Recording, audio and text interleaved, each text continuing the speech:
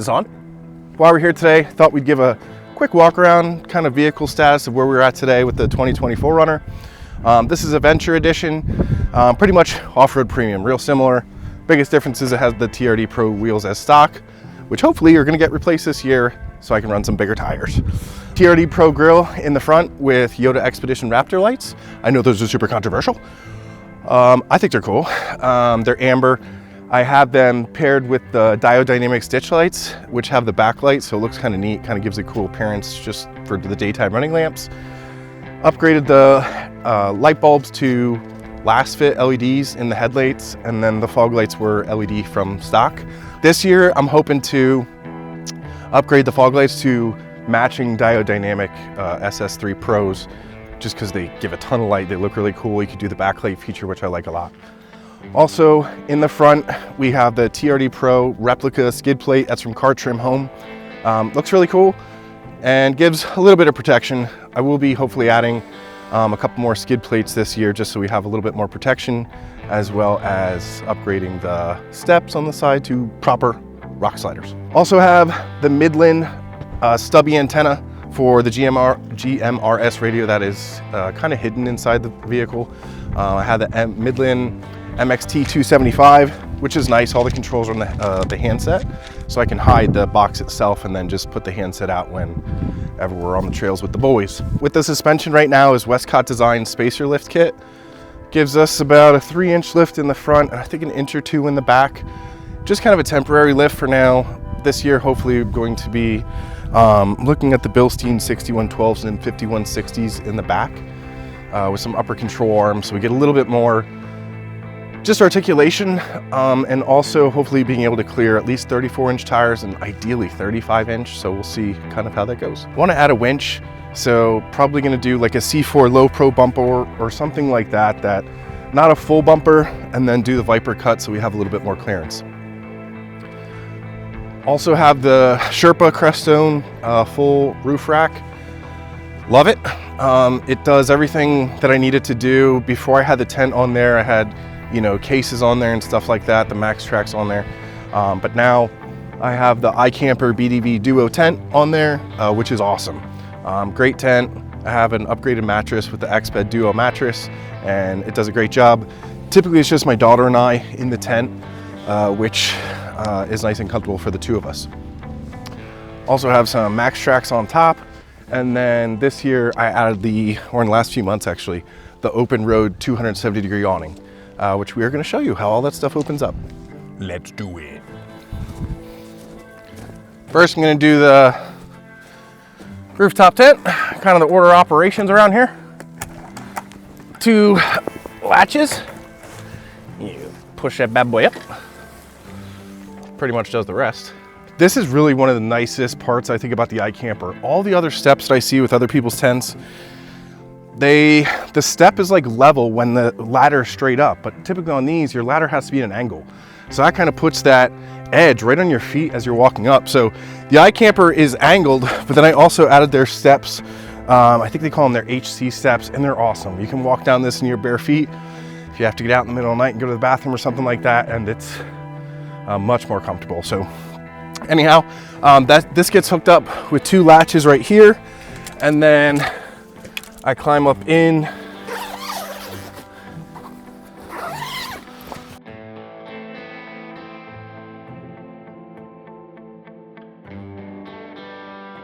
You can just pull this up if it's not going to rain, which is kind of cool. And then you can just zip this guy up, which I'm not going to do. Inside here, I have the mattress that came with it was not awesome.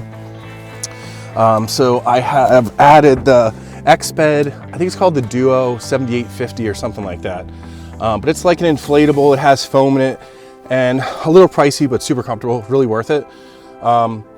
And also added a little mesh cargo net, so when me and my daughter typically are up here, or if I'm by myself or whatever, I can throw the iPad up there and kind of watch a movie at the end of the night.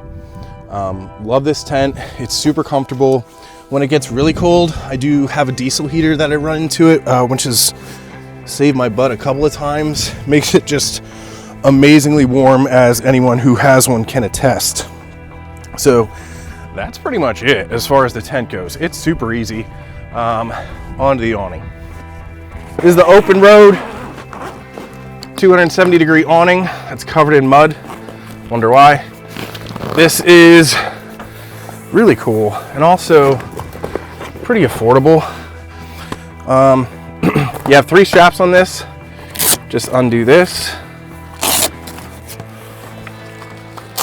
And 3, kind of tuck those up behind. And then this is where the magic happens. Going around. Sometimes it gets caught up there, and I just gotta give it a little help. There we go.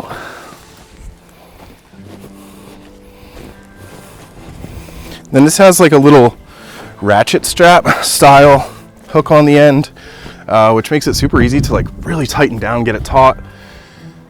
And then I just kind of hook it up to a little eyelet on the roof rack. And boom, awning set up. Couldn't be any easier. Got a lot of space under here. I'm 6'4" and I'm wearing boots. So I can still fit under here typically, you know, depending on the pitch and stuff like that. Has legs that come with these that drop down. 3 legs, they're kind of Velcroed on here. And I guess if it's windy or if you have some snow, stuff like that, you can drop these legs down and give yourself some extra support. So I also have the wall kit, which we're gonna set up for the first time. So we'll see how that goes. So I'm gonna put these legs up and all you do is extend them, kind of twist them in to lock in place. A lot of people have asked how the back gate opens up with when the awning is deployed. And I'll show you. Usually what I do is I'll just roll this back window down and then I have access to pretty much anything in there. But when you open it up, you have a little bit of access. You kind of got to crawl under. So not ideal. Kind of the rub of having a 270-degree awning with a 4Runner. But I still think it's worth it because you get the extra coverage in the back here, which is a lot of times kind of where I'm working at it when I'm cooking. You also have LED lights built in. There's 3 of them, 1, 2, 3. You have a little 3-port kind of dongle that you run to. I run it to my little EcoFlow, and then you're able to run these on either amber, white, or a combo of amber and white, which is really nice. It's built into it, comes standard. All right, I have the open road tent walls here. Again, this is the first time we have ever done this, so this might be a fiasco. I know there's 4 walls. That's about all I know. So Dan and I are gonna figure this out. Oh, and it's got the mesh for when you roll it up. That's cool. All right. Let's see. All right, so that's definitely the bottom where you have this kind of like, like extra area. And I think this is the outside. Okay. This is the inside. And I see the beginning of the zipper Yeah, here. so mesh is gonna be on the inside. Right. Okay, so I think this goes right like this. All right. Wait a second. Okay. Now. Is that it? Because this has to be down. Okay. So this is the top. Yeah, right? Right? Yeah, okay. So this is gonna, I'm gonna lose you for a second here. This is gonna zip, and then it has a zipper coming down here to attach, I think, to the next wall then. All right. Uh-huh. 1.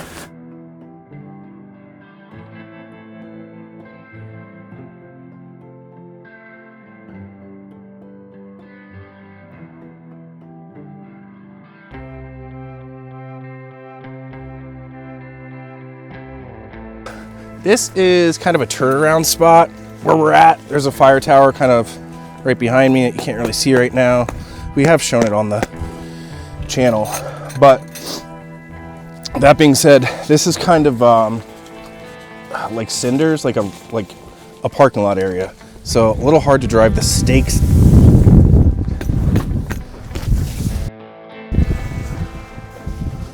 I don't think I'm gonna be able to get these stakes in. It's just But that is a lot of room though when it's opened up. yeah. Also, to run all the lights and peripheral auxiliary stuff, I have the Yoda Expedition switch panel. It's an 8 switch, and right now I think I'm using 3 of the switches, so I have plenty of future expansion. So some more lights, probably run the winch on the switch as well. For battery power, right now I do run a fridge in the back, a set power. I think it's about a 55 liter powered by EcoFlow battery setup. So works great for me. Has solar. I have a solar panel that goes with it, so we can really stay out for a few days for sure. Typically, the stuff that we're doing right now is typically an overnight, maybe a 2-night trip. So we're hoping to be able to do some longer trips this year and kind of make some cool content based off of that. Thanks for seeing where our status update is today, January 2025. Like, subscribe, and share. Thanks. See you next time.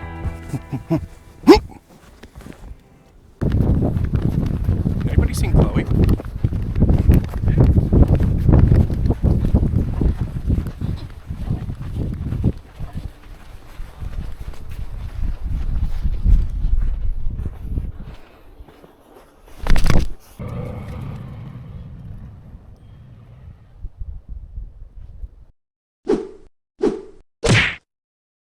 Dude, that was TNT.